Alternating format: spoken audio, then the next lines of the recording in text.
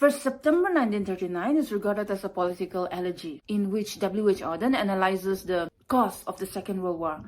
H Auden is deeply aware of the hollowness of the disintegrating civilization. During a time of crisis and dismay, he found his solution to the problems of the world in the left-wing ideology, the more violent ideology. It is clear through his poem 1st September 1939 that he speaks of his faith in violent social upheaval or a revolution of the public as a means to a better order. This poem also reveals a lot about the inspiration found by H Auden in the works of Karl Marx and Sigmund Freud. Buckle up, guys, it's going to be a lengthy poem. In the first stanza, the poet reveals to us a chaotic and confused, helpless world. The second stanza reminds us that history repeats itself. He does so by alluding to the events of Martin Luther and Adolf Hitler. The third stanza speaks of the broken government, whether it is democracy or dictatorship. Fourth stanza contains how public people are delusional into thinking that everything will be okay. While in the fifth stanza, he writes about the fear of the people, looking for hope in the dark. In the sixth stanza, he speaks about human selfishness and self-love, alluding again to what Matt Nijinsky wrote about Diaghilev. In the seventh stanza, the poet speaks about how the Germans' attack is like a wake-up call to the people to understand that life is temporary and the need to be righteous, a spiritual awakening. The eighth stanza is about self-reflection. H Auden in the eighth stanza says that he is using his ability to write, his skill to write poem, to reveal to us about the lies that we tell ourselves and the lies that the government tell us and the lies that the world is filled with. And most importantly, the fact that the need of the hour is one love, humanity. And in the ninth and final stanza, he explains how he wants to be an affirming hope in spite of all his weaknesses himself as a human being selfish and wanting everyone to love him. But in spite of all those weaknesses, he wants to bring hope to the society by revealing the truth to the society and by sharing his opinion about the world. Let me not read the poem today. It's a 9-stanza poem and you badly need to have your text with you. 1st September 1939 alludes to the date of Hitler's invasion, Germany on Poland, thus starting the Second World War. This particular invasion sent waves of horror throughout the world. As the poem begins, we find that the speaker or the poet is sitting in one of the dives or bars in the 52nd Street of New York. The poem has a tone of frustration and despair as he speaks about the uncertainty and the fears of the people as the leaders or the politicians fail to bring hope to the people. They were uncertain and afraid not to know what to expect next. The anger and fear had overshadowed and darkened the lives of the people, public and even private. There is fear of death and there were people dying and the stench of death had covered the lives of the people. The whole stanza describes about the chaotic and confused condition of the world, Europe. Then the speaker goes on to speak about the historical accounts of the philosophers and the learned people that shows how things went wrong from Martin Luther till Adolf Hitler's time when he was born in Linz. Martin Luther was a 16th century German monk and a theologian who led the Protestants out of the Roman Catholic Church by challenging the basic tenets of Christianity that we know very well. We know who Martin Luther is. According to H Auden, Martin Luther's theory started a revolution that drove the whole culture mad. Luther later in his life embraced anti-Semitism.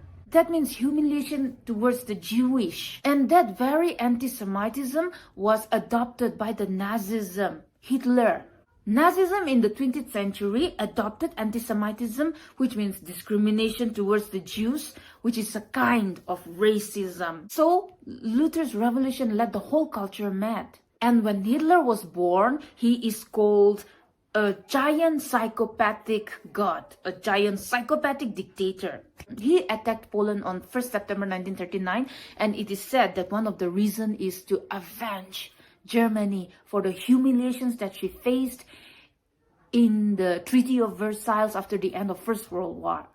The poet goes on to say that even children know that to whom evil is done, they do evil in return. Those to whom evil is done, they grow up learning to do evil back, because history repeats itself. Now in the next stanza, he goes on to speak about the exiled Thucydides and his great historical accounts of the Peloponnesian War. In his book, while he was in exile, Thucydides wrote about the characteristics and limitations of both democracy and dictatorship. Basing on Thucydides' books, Auden speaks about the empty, hollow speeches made by the democratic leaders and the rubbish promises of peace and prosperity to the public. And the public, on the other hand, don't care whatever the politicians speak, whether it's truth or not. They don't care. The public is called a bunch of unenthusiastic, uninterested listeners. Both the leaders and the followers, they have no enlightenment. They have no inspiration, no interest, just corrupted leaders with no zeal to work for the public, and the blind followers just blindly following the leaders, half-hearted on both sides. The habit-forming pain, mismanagement, and grief that Auden speaks about can be connected and can be related to the present-day government. How the public openly knows the corruption that is going on, the mismanagement and the grief that the public is facing, and yet we choose to silently suffer the pain and endure the burden as though it is just another habit that we're born with. He speaks about the brokenness of the government, whether it is democracy or dictatorship. The public or the leaders, the people's indifference to what is going on around the world and around them is emphasized in the next stanza. As long as it does not directly affect us, people like to have a neutral attitude, a neutral air. One of the most important issues that he speaks about in this stanza is how people blindly believe in skyscrapers and constructions and believe that these things symbolize humans' unity. But to W.H. Auden, he says that these blind skyscrapers are rather just a facade of unity and democracy. These uninspired leaders lead us to believe that these big buildings, the skyscrapers, are the strength of collective men. Whereas on the other hand, it is just another practice of capitalism and imperialism. You know, the rich and the powerful controlling the weak and the smaller working class. So through the metaphor of skyscrapers, he opens about his belief in the ideas of Karl Marx and Sigmund Freud. We've studied better in our social science and histories and all, and of course politics and even socio. We study about, and philosophy of course, we study about Karl Marx. Karl Marx, who speaks about capitalism, he speaks against how the weaker class of people were exploited by the higher and more powerful people. Sigmund Freud, in his psychoanalysis of patience or level of endurance, he says that after a certain degree of pressure on a person, after testing his patience for so long, after testing his endurance for so long, at a point he explodes. So according to Karl Marx and Sigmund Freud, when too much pressure is given on the working class people, when they cannot take it anymore, they will burst into revolution. So, like I said earlier, W.H. Auden thinks that the only solution of this world is to have a leftist ideology, to get into a violent upheaval of the society, a revolution. So through this line, we see that he is hinting that the world needs a revolution. The blind skyscraper speaks about how the rich and the powerful have exploited the poor to get what they want. The leaders of different nations make excuses and false belief to convince their followers. Then W.H. Auden says that the leaders are trying to convince their people, and the people are trying to convince themselves that everything is good, everything is okay, everything is peaceful. But Though we're trying to convince ourselves with all those lies and with all those fake hopes, H Auden puts a rhetorical question, says, who can live long in a euphoric dream? For a moment, maybe you will convince yourself that you are okay, this world is peaceful, and this world is the happiest that it can be. But how long can a person fool himself, or how long can other people fool him? At one point or the other, he has to wake up. He will wake up from this sweet, sweet euphoric dream and face reality and see the reality that the military subjugation, imperialism, and the evils all around the world is staring right back at us. The attack has been made by Hitler on a sleeping society, and now the world is shattered. The world is in fear and uncertainty, and there are people sitting at the bar telling themselves that the light must never go out, the music must never stop playing. They talk about how hope must never die, and that life has to go on. Sitting in the bar and thinking and hoping for the best, helplessly trying to build a defense, a fort of false hope, assuming that the bar can keep them safe. When something bad happens and then you have nowhere to go, then sometimes, and when you are helpless, you just have to console yourself. Console yourself that it is okay, it will all be okay. You know that that's not true, but then you just have to tell yourself the way. Similarly, he says that these people try to convince themselves that they're okay, trying to convince themselves that there is hope, trying to convince themselves that they are safe and secure, because if they wake up, they will have to see the reality, they will have to face the truth, that they are nothing more than sad children who are lost in a haunted forest. Like sad children who are lost in the wood, they would know that they were suffering for not being self-contented and being selfish, or not fighting for the good cause. Now the next stanza again alludes to the great Russian ballet dancer Nijinsky. Nijinsky and Diaghilev became gay lovers for a certain period of time, and then Diaghilev left Nijinsky. Later on, it is said that Nijinsky became mentally retarded, suffering from schizophrenia. In his diary, Nijinsky accused Diaghilev of being a selfish lover.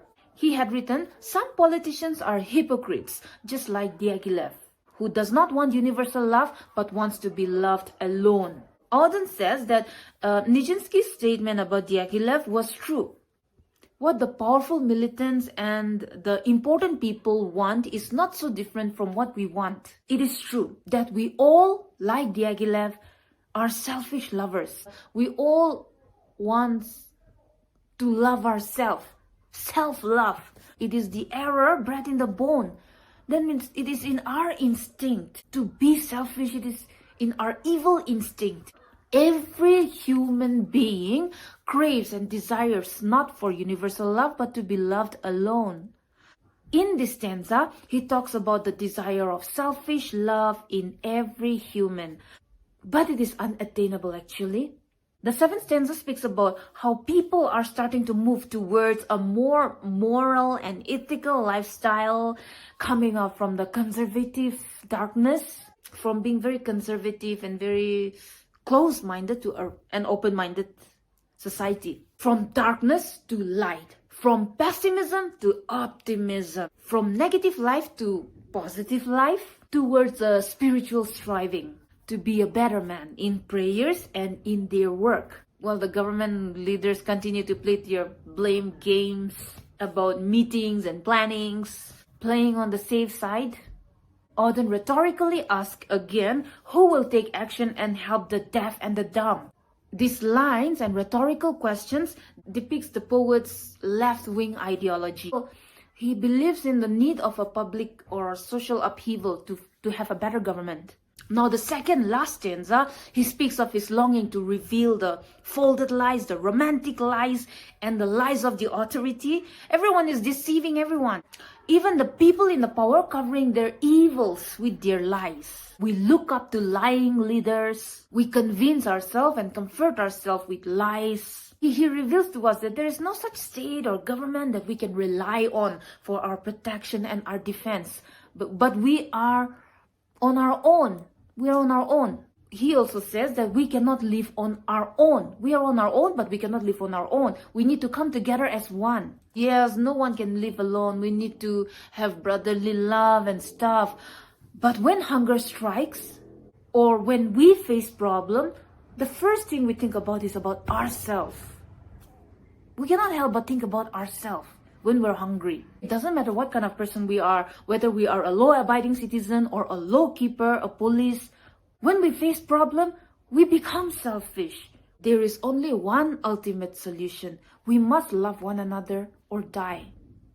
In the concluding stanza, he speaks about how we live in a world which is vulnerable and insensible, yet there are sparks of light dotted everywhere around the world. There are some people, there are some leaders who are really driven by the inspiration and by the urge to or wanting to do good for the people.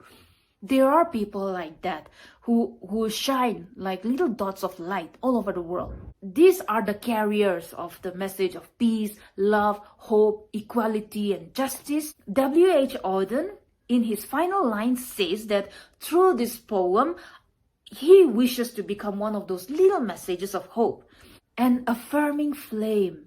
Though he himself is just another man with all the flaws of wanting selfish love and thinking about himself first, with all these limitations of a normal human being, he says that he still wants to be an affirming flame for the people who have lost their hopes. Some of the major themes of this poem are: when the power is held by a person, the mass majority suffers. The people suffer for his selfish madness, like as we have seen in the case of Adolf Hitler. If the Allied forces did not humiliate Germany while signing the Treaty of Versailles, maybe Hitler would have never done or taken this tragic step that he has taken about racism, anti-Semitism, and all the evils that he had done during his lifetime.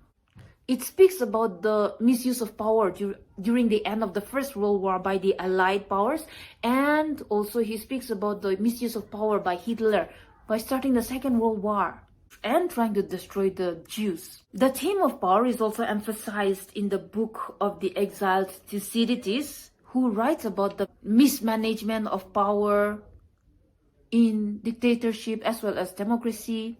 Skyscrapers also symbolize power of technology and capitalism, a sign of imperialism where the weak is subjugated by the powerful. Dishonesty, the whole poem talks about the dishonest decade. The whole decade is filled with dishonesty, and also the poet says that there is dishonesty everywhere around the world. The theme of dishonesty can be seen in the words that he uses, like a dishonest decade, the lies of the authority, romantic lies, competitive excuses, the folded lies, clever hopes expire. All these words define the dishonesty that prevailed in the decade or in the confused era. We also see the theme of fear in the poem. Words like uncertain and afraid, odor of death, psychopathic God, we must suffer them all again. Who can live for long in an euphoric dream? Lost in a haunted wood, we must love one another or die. And defendless. These words depict the theme of fear running through the poem. Now, the poet also uses symbolism, metaphor, rhetorical questions, but most importantly, he uses allusion. Allusion is a poetic device where the poet alludes or speaks about a factual historical event or personality. Allusion is found in the use of the 1st September 1939, the invasion of Poland by Hitler, and starting the Second World War. He also uses personalities like Martin Luther, Adolf Hitler, Thucydides, Nijinsky, and Diaghilev. Phew, I hope I covered the areas important to you in the lesson 1st September 1939 by H Auden. I'll see you in the next video, and thank you.